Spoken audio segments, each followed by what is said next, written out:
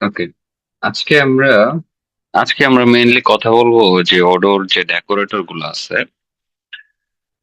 Decorator কি? Decorator হচ্ছে একটা পাইথন ফাংশন, যে পাইথন ফাংশনটা আরেকটা ফাংশনের বিহেভিয়ারকে চেঞ্জ করে দেয়। তো অডোর বাই ডিফল্ট অনেকগুলো ডেকোরেটর, ডেকোরেটর গুলা মেইনলি কাজ হয় যখন আমরা কোনো একটা মডেলের কোনো একটা ডিফাইন যে ডেকোরেটর গুলো আছে, এই ডেকোরেটর গুলো যদি আমরা প্রপারলি ইউজ করি তাহলে অনেকগুলো বেনিফিট। তো এর মধ্যে মেইন যে ইয়েগুলো আছে যে কমনলি ইউজ হয় এরকম ডেকোরেটর গুলো হচ্ছে API dot on change, depends, model create multi, on change, constraint, on delete. এই জিনিসগুলো হচ্ছে কমনলি অনেক বেশি ইউজ হয়। এবং এপিআই মডেল, তারপর ডিপেন্ডস কন্ট্রাক্ট, কনটেক্সট, এবং হচ্ছে ভ্যাকিউম ক্লিন, এরকম আরো কিছু ইয়ে আছে, ডেকোরেটর আছে যেগুলো ইউজ কেসের উপর ডিপেন্ড করে ইউজ হয়। তো আমরা যদি যেটা বললাম যে ডেকোরেটর কি, ডেকোরেটর হচ্ছে আহ, একটা পাইথন ফাংশন, যে পাইথন ফাংশনটা আরেকটা ফাংশনের উপর বসে এবং ওই ফাংশনের বিহেভিয়ারকে চেঞ্জ করে দেয়। তো এটাই হচ্ছে ডেকোরেটরের কাজ। আবার ওর ক্ষেত্রে যেটা হয় যে ওআরএম এর যে চেঞ্জ গুলো হয়, ওআরএম এর স্পেসিফিক কোনো ইভেন্টের উপর ডিপেন্ড করে, বা যদি আমরা কোনো কাজ করতে চাই সেই ক্ষেত্রে এই ওআরএম এর ডেকোরেটর গুলা ইউজ হয়, ওর ক্ষেত্রে ইউজ হয়। যেমন আপনার ডিপেন্ডস যেটা আছে, ডিপেন্ডস এটার কথা বলতেছিলাম। ডিপেন্ডস হচ্ছে এটা আহ, আচ্ছা, শুরুতেই আমি আসি যে এটাকে ইউজ করব কিভাবে। তো এই জন্য ফ্রম ওডো ইম্পোর্ট এপিআই। তো এপিআই যে ফাইলটা আছে এই ফাইলটা ওডো থেকে ইম্পোর্ট করতে হবে। এরপর এপিআই ডট ডিপেন্ডস যে মেথডটা আছে এই মেথডটাকে যদি আমি কোনো আমার স্পেসিফিক কোনো একটা মেথডের উপরে কল করি, সেই ক্ষেত্রে এপিআই এটা হচ্ছে কি করবে যে ফিল্ড এ নামে যদি আমার কোনো মডেল, এই আমার মডেলের মধ্যে ফিল্ড এ নামে যদি কোনো ফিল্ড থাকে, সেই ফিল্ডের যে কোনো চেঞ্জের উপরে ডিপেন্ড করে এই মেথডটা কল হবে। এবং আমি এই মেথডের ভিতরে আমার স্পেসিফিক কাস্টম লজিক গুলো এখানে লিখতে পারবো। তো মেইনলি এইটা, এই ডেকোরেটরটা কি কাজ করে সেটা আমার এখানে বলা হয়েছে। এরপর এপিআই মডেলটা যদি বলি, যে এপিআই মডেল হচ্ছে আমার আমি যে ইয়েটা লিখি, যে মডেলটা লিখি, ওই মডেলের উপর ডিপেন্ড করে আহ, যদি স্পেসিফিক কোনো কাজ না করে কিন্তু আপনার মডেল লেভেলের যদি কোনো মেথডকে ডেকোরেটর দিয়ে ডিফাইন করতে হয়, বা যদি আমার আরপিসি বা হচ্ছে ইউটিলিটি মেথড এই ধরনের কাজগুলো করতে হয়, সেক্ষেত্রে আমরা এটাকে এপিআই মডেল দিয়ে ডিফাইন করি। এটা স্পেসিফিক কোনো ইভেন্টের উপরে কল হয় না। বাট কোনো মেথডকে যদি আমরা ইয়ে করতে চাই, যে ডিফাইন করে দিতে চাই যে সেলফ এর মধ্যে আসলে কি কি বসবে, এটা একটা এমটি রেকর্ড সেট বসবে যদি কোনো স্পেসিফিক রেকর্ড না আসে, সেই ক্ষেত্রে আমরা এপিআই মডেলটা ইউজ করি। তো একটা এক্সাম্পল হিসেবে যদি আমরা বলি যে আমাদের যে লাইব্রেরি বুক যে মডেলটা আছে, ওই মডেলের মধ্যে যদি আমরা চিন্তা করি যে কোন একটা হেল্পার ক্লাস বা হেল্পার মেথড, যে মেথডটা হচ্ছে আপনাকে কাউন্ট করে দিবে যে অ্যাভেলেবল বই আপনার কয়টা আছে। তো সেটার জন্য আমরা একটা হেল্পার মেথড বানাতে পারি। এরপর যদি আমি চিন্তা করি যে আইএসবিএন দিয়ে হচ্ছে সেম আইএসবিএন এর কয়টা বই আছে, বা হচ্ছে ক্যাটাগরি ওয়াইজ আমার কয়টা বই আছে, এই ধরনের হেল্পার যে মেথড গুলা হইতে পারে সেগুলা আমরা মডেল দিয়ে ডিফাইন করি। এবং এই হেল্পার মেথড গুলাকে আমরা হচ্ছে অন্য একটা মডেল থেকে ইউজ করি, অন্য একটা মেথড থেকে এগুলাকে ইউজ করি। এরপর আসে হচ্ছে মডেল ক্রিয়েট মাল্টি। তো মডেল ক্রিয়েট মাল্টিটা হচ্ছে যে আমরা যখন ক্রিয়েট মেথডটা ওভাররাইট করি বা ক্রিয়েট মেথডটা ওয়ার্ডের যে মেথড, ডিফল্ট মেথড আছে কোনো একটা রেকর্ড ক্রিয়েট হলে, সেই মেথডটা যদি আমরা ওভাররাইট করি তখন এখানে দুইটা কাজ হতে পারে। একটা হচ্ছে এপিআই ডট মডেল ইউজ করতে পারি, অথবা API dot model create multi use করতে পারি। তো দুইটার মধ্যে মেইন ডিফারেন্স কি? মেইন ডিফারেন্স হচ্ছে মডেল ক্রিয়েট মাল্টি যখন আমরা ইউজ করি তখন এখানে ফার্স্ট আর্গুমেন্টটা হচ্ছে ক্লাস ইটসেলফ বা মডেল ইটসেলফ। এরপর হচ্ছে ভ্যালস লিস্ট বলতে যেটা বোঝায় যে এই ক্রিয়েট ক্রিয়েট মেথডটা তখন আপনার মাল্টিপল রেকর্ড সেটের ডেটা একসাথে ক্যারি করতে পারবে, এবং এটা মাল্টিপল রেকর্ড সেট হচ্ছে রিটার্ন করতে পারবে একসাথে। তো সেইটার জন্য হচ্ছে ব্যাচ লিস্ট রিসিভ করে। যেমন একসাথে যদি আমি বড়োইং এর ডেটা ক্রিয়েট, মাল্টিপল বড়োইং এর ডেটা ক্রিয়েট করতে চাই, সেই ক্ষেত্রে হচ্ছে বা এখানে যেটা এক্সাম্পল হিসেবে দেখানো হয়েছে যে আমার এখানে মাল্টিপল বড়োইং একসাথে ক্রিয়েট হচ্ছে, কিন্তু প্রত্যেকটার জন্যই আমি স্পেসিফিক একটা সিকোয়েন্স নাম্বার জেনারেট করতেছি, এবং হচ্ছে রিটার্ন ডেট যদি না থাকে সেই ক্ষেত্রে একটা 14 ডেজ এর একটা রিটার্ন ডেট অটোমেটিক্যালি সেট করতেছি, এরপর ক্রিয়েট করে এটা আমি রিটার্ন করতেছি মাল্টিপল রেকর্ডস। তো মেইনলি যদি আমরা ক্রিয়েট মেথড ওভাররাইড করে এবং ক্রিয়েট মেথড থেকে যদি মাল্টিপল রেকর্ড ক্রিয়েট হয় এবং একসাথে ব্যাচ ক্রিয়েট হয়, ব্যাচটা রিটার্ন করে, সেটাই আমার model create multi multi handle করে। যেমন এখানে দেখানো হয়েছে যে আমি যখন মডেল ক্রিয়েট মাল্টি দিব তখন একসাথে অনেকগুলো রেকর্ড ক্রিয়েট করতে পারবো। এরপর আসে হচ্ছে এপিআই ডিপেন্ডস। তো এপিআই ডিপেন্ডসটা মোস্টলি ইউজ হয় যে যখন আমার কোন একটা ফিল্ডের উপর ডিপেন্ড করে অন্য একটা ফিল্ডের ভ্যালু সেট হয়, তো সে ওই রকম এক্সাম্পল গুলাতে আমার ডিপেন্ডসটা ইউজ হয়। যেমন এটা হচ্ছে টাইপ দিয়ে একটা ইয়ে করছে যে আমার এটা কি টাইপের ফিল্ড। তো এইখানে হচ্ছে আহ, মানে হচ্ছে এটা হইতে পারে মিনিট ওয়ান, বা হচ্ছে বুলিয়ান বা নাম্বার বা যে কোনো কিছু। তো সেই ক্ষেত্রে আবার অন্যান্য ডিপেন্ডেন্সি যেটা আছে, ফর এক্সাম্পল যদি আমি চিন্তা করি যে আমার বড়োয়ার কাউন্ট, যেটা আমি করবো যে বড়োয়ার কাউন্ট কয়জন আছে আমার একটা বইয়ে, তো সেই ক্ষেত্রে এখানে হয়তো বুক লিস্ট বড়োয়ার আইডিস গুলো আসবে এবং এখানে ইন্টিজার আসবে। তো সেই ক্ষেত্রে আমি কাউন্ট করে দেখাবো যে আমার কয়জন বড়োয়ার আছে একটা বইয়ের জন্য।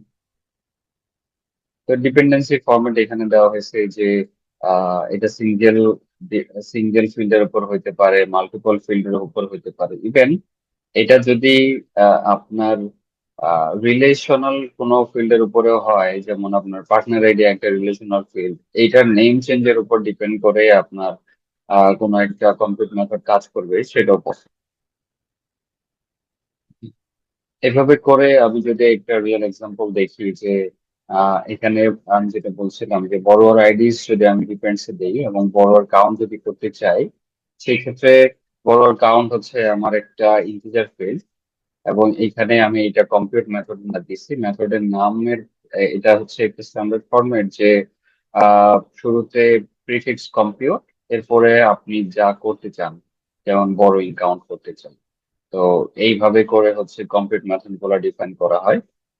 আর এখানে ডিপেন্ডস এর মধ্যে আমি শুধুমাত্র বড়োইং আইডিজ যেটা আছে, বড়োইং আইডিজ এর চেঞ্জ হইলেই আমি শুধুমাত্র এটা কম্পিউট করবো, আমি সবসময় এটা কম্পিউট করবো না। তো সেই ক্ষেত্রে এই জন্য এটা ডিপেন্ডস এ দেওয়া হয়েছে। ডিপেন্ডস থেকে আমার যখনই বড় ডিসটেন্স হচ্ছে আমি কাউন্ট করে এটা আমি স্টোর করে রাখতেছি। এইভাবে করে স্টেট এর উপর ডিপেন্ড করে, অথরের উপর ডিপেন্ড করে যদি কোনো চেঞ্জ করতে চাচ্ছি সেই চেঞ্জ গুলো আমি এখানে করতে পারতেছি। এরপর আসে হচ্ছে ডিপেন্ডস কনটেক্সট যেটা আছে। এইটা খুব বেশি ইউজ হয় না, তবে ইউজটা খুবই ইন্টারেস্টিং। সেটা হচ্ছে যখন আপনার কোনো একটা কনটেক্সট ভ্যালু, মানে হচ্ছে কনটেক্সট হচ্ছে থ্রু আউট দা আপনার সিস্টেম, যে কোনো জায়গায় আপনি কনটেক্সট ইউজ করতে পারেন। তো কনটেক্সটটা mainly self dot ENV dot context লাস্টে যে আমরা যেটা দেখেছিলাম যে কনটেক্সটের মধ্যে সে কিছু ভ্যালু ক্যারি করে। তো একটা রেকর্ড ক্রিয়েট করার সময় বা কোনো একটা অপারেশন চালানোর সময় আমরা কনটেক্সট হচ্ছে পাস করতে পারি, এবং এই কনটেক্সটটা পুরা জার্নিটা কমপ্লিট করা পর্যন্ত কনটেক্সটটা হচ্ছে ক্যারি করে। তো ওইরকম যদি এমন হয় যে কোনো একটা কনটেক্সটের উপর ডিপেন্ড করে আমার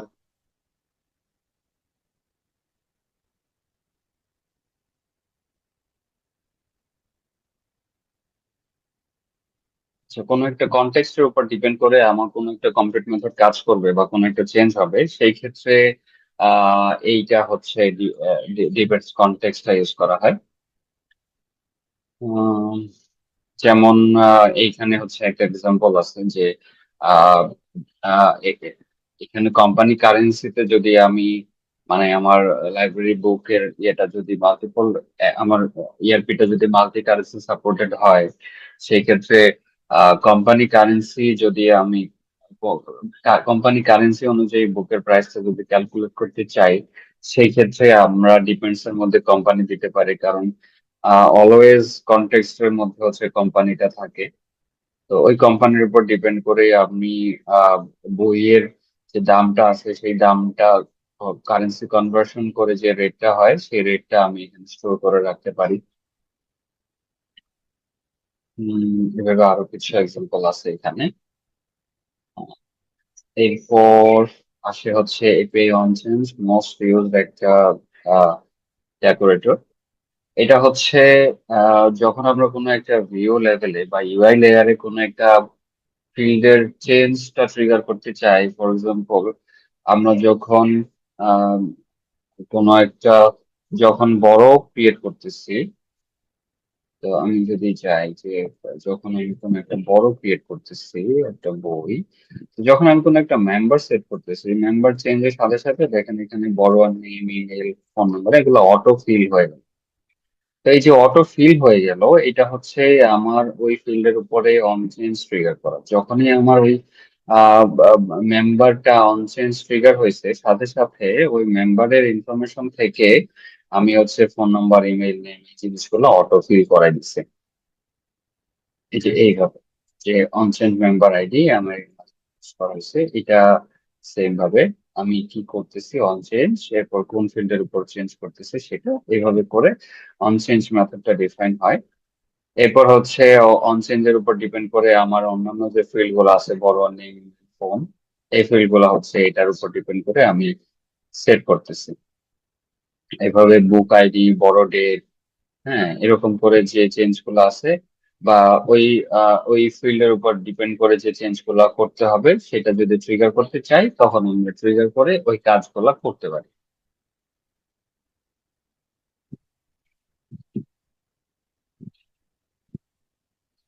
এরপর আসে হচ্ছে একটা ভ্যালু, যদি আমরা কোনো ভ্যালিডেশন করতে চাই, যে কোনো একটা ভ্যালুর উপরে কোনো একটা রুলস সেট করতে চাই, যে যে রুলসটা ভায়োলেট করলে হচ্ছে আমি এই ভ্যালুটা সেভ করা করতে দিব না সিস্টেমে, তো সেই ক্ষেত্রে এপিআই কনস্ট্যান্টটা ইউজ হয়।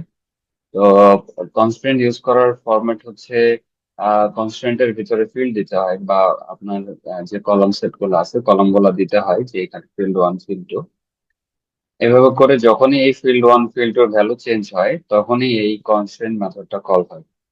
তখন আপনি আপনার স্পেসিফিক কন্ডিশনটাকে চেক করবেন যে হ্যাঁ এইটা যদি ম্যাচ করছে কিনা, যদি ম্যাচ না করে তাহলে আপনি হচ্ছে আপনার স্পেসিফিক এরর গুলা রেজ করবেন, আদারওয়াইজ এটাকে ইগনোর করবেন। যদি কোনো স্পেসিফিক এরর রেজ করেন তাহলে সিস্টেম এটাকে আটকে দিবে, আর যদি না করেন তাহলে সিস্টেম মনে করবে যে এটা পাস করে গেছে, এটা কোনো সমস্যা নাই। তো ওরকম একটা এক্সাম্পল যদি চিন্তা করি যে এপিআই কনস্ট্রেন্ট দিয়েছি আমি হচ্ছে আইএসবি নাম্বারের উপরে, তো আইএসবিএন নাম্বারটা হচ্ছে 10 থেকে 13 ডিজিটের যদি না হয় সেই ক্ষেত্রে আমি এটা ওয়ার্নিং দিছি যে এরর দিছি যে এইটা হচ্ছে ভ্যালিডেশন, ভ্যালিড ডেটা না, আপনার আইএসবিএন নাম্বার হচ্ছে 10 থেকে 13 ডিজিট হইতে হবে। পাবলিকেশন ইয়ারের উপরে ভ্যালিডেশন দেওয়া হয়েছে, পেজ কাউন্ট, প্রাইসের উপরে ভ্যালিডেশন দেওয়া হয়েছে, এরকম আরো কিছু ভ্যালিডেশনের এক্সাম্পল এখানে আছে। তো আরেকটা ভাবে কনস্ট্যান্ট গুলো ডিফাইন করা যায়, এটা হচ্ছে তো আপনার মডেল লেভেলে। বাট ডেটাবেজ লেভেলে যদি কনস্ট্রেন্ট গুলো ইউজ করতে চান, যে এসকিউএল কনস্ট্রেন্ট ডিরেক্টলি, সেই ক্ষেত্রে এইভাবেও করা যায় যে ডিরেক্ট এসকিউএল দিয়ে আপনি এটাকে চেক করতে পারবেন। এসকিউএল কনস্ট্রেন্ট মানে একদম ডাটাবেজ লেভেলে যখন স্টোর হবে তখন হচ্ছে এই কনস্ট্রেন্ট গুলো চেক করে ডাটাটা রোটা হচ্ছে ইনসার্ট হবে। এরপর আসে হচ্ছে এপিআই অন ডিলেট। তো এপিআই অন ডিলেট হচ্ছে যখন আমরা কোনো রেকর্ডকে রিমুভ করতে চাই, তো রিমুভ করতে চাইলে সেই রিমুভ করাটা অনেক সময় হচ্ছে কি করতে হয় যে আহ, আহ, কোনো ইম্পর্টেন্ট একটা ডাটা থাকে, ভুল করে অনেকে রিমুভ করে দেয়। ওই রকম ভুল করে যেন রিমুভ করতে না পারে, বা কোনো একটা ডেটাকে আমরা হচ্ছে ডিলেটের রেস্ট্রিকশন দিব যে এই ধরনের কম্বিনেশনে হইলে এই ডেটাটাকে আমরা রিমুভ করতে দিব না, তো তখন হচ্ছে এপিআই অন ডিলেটটা ইউজ করা হয়। তো এপিআই অন ডিলেটটা এখানে আবার একটা প্যারামিটার রিসিভ করে, সেটা হচ্ছে অ্যাড আনইনস্টল কিনা। তো অ্যাড আনইনস্টল মানে হচ্ছে যখন আপনার মডিউলটা আনইনস্টল হয়ে যাবে তখনও কি ভ্যালিডেশন চেক করবে কিনা। যদি রিজন হচ্ছে যখন আনইনস্টল হয় ওডো আপনার এই মেথড, এই আপনার মডিউল রিলেটেড যতগুলা ফিল্ড আছে, যতগুলা কন্ডিশন আছে, সবকিছু রিমুভ করে দেয়। তো যখন হচ্ছে আনইনস্টল হবে তখন কি ওই রিমুভ করার সময় আপনার যে ভ্যালিডেশন গুলো আছে বা এগুলো আছে, তখন কি এইটা প্রিভেন্ট করবে কি, ওই জিনিসটা ডিসাইড করে হচ্ছে অ্যাড আনইনস্টল থেকে। এটা কিছু এক্সাম্পল এখানে দেওয়া হয়েছে যে বড় যদি না হয় কোনো একটা বই, সেই ক্ষেত্রে এটাকে রিমুভ করতে দেওয়া যাবে। যদি বড় হয়ে যায় তাহলে আমি এটাকে রিমুভ করতে দিব না। তারপর যদি এমন হয় যে বড় আইডিস থাকে, তো বড় আইডিস থাকলে বড় হিস্ট্রিটা রিমুভ করতে দিব না। মেম্বার, হ্যাঁ, এরকম করে কিছু এক্সাম্পল এখানে দেওয়া হয়েছে। তো আহ এই ছিল মোটামুটি ডেকোরেটর গুলা। তো ডেকোরেটর গুলা আমি এই লেকচারটা হচ্ছে ইসের মধ্যে অ্যাড করে দিচ্ছি এখনই। আপনারা এটা থেকে দেখে ডেকোরেটর গুলা স্টাডি করতে পারবেন। আর আরো কিছু ডেকোরেটর আপনারা করবেন, সেটা হচ্ছে যখন আমার খুব ইম্পর্টেন্ট একটা ডেকোরেটর আছে, সেটা হচ্ছে কি বলে, অটো ভ্যাকিউম। তো এপিআই অটো ভ্যাকিউম একটা ডেকোরেটর আছে যেটার কাজ হচ্ছে আপনার যখন কোনো আপনার সিস্টেম অনেক ডেটা পড়ে যাচ্ছে, তো কিছু ডেটা হচ্ছে আপনি অটোমেটিক্যালি রিমুভ করে দিবেন। ফর এক্সাম্পল আমার হচ্ছে রিয়েল কেস যদি বলি যে একটা ই কমার্স অ্যাপ্লিকেশনে ইউজাররা প্রতিদিন ঢোকে ঢুকে হচ্ছে অনেক কিছু কার্ড করে, কিন্তু সেই কার্ড গুলা অর্ডার করে না। তো আপনি যদি চান যে অটো ভ্যাকিউমের মাধ্যমে যে কার্ড গুলা করছে অর্ডার করে নাই লাস্ট 14 দিন আগের যেটা বা 7 দিন আগের যেটা, যেটাকে আপনার ওই ডেটাটা আর আর কার্ড থেকে ইউজারের অর্ডার করার পসিবিলিটি খুবই কম, সেই ক্ষেত্রে ওই কার্ড গুলো আপনি রিমুভ করে দিবেন। তো ওই ধরনের কেসগুলোতে অটো ভ্যাকিউমটা ইউজ করা হয়, যে অটো ভ্যাকিউমটা থ্রু আউট দ্য অ্যাপ্লিকেশন ইন্টার ওডো এটাকে একটা প্যাটার্ন ইউজ করে এবং পুরা ডেটা গুলাকে সে ক্লিন করে, যে যার যে যে মডেলের মধ্যে এটাকে ওভাররাইড করা আছে, অটো ভ্যাকিউম ইউজ করা হয়েছে, সেই মেথড গুলাকে এক্সিকিউট করে আপনার ওই রেকর্ড গুলা রিমুভ করে। তো এইটা আপনারা একটু প্র্যাকটিস করবেন। এবং হচ্ছে আরেকটা আছে এপিআই রিটার্নস। রিটার্নসটা হচ্ছে মডেল রিটার্ন করে। তো এইটা আসলে কিভাবে কাজ করে, এই দুইটা জিনিস আপনারা একটু প্র্যাকটিস করবেন। যেহেতু আজকে ওরকম কোন স্টুডেন্ট জয়েন করে নাই, তো আমি কোশ্চেন অ্যান্সারিংটা কিছু জিজ্ঞেস করলাম না। তো মিটিংটা আমি এখানে ক্লোজ করে দিচ্ছি। Thank you everyone.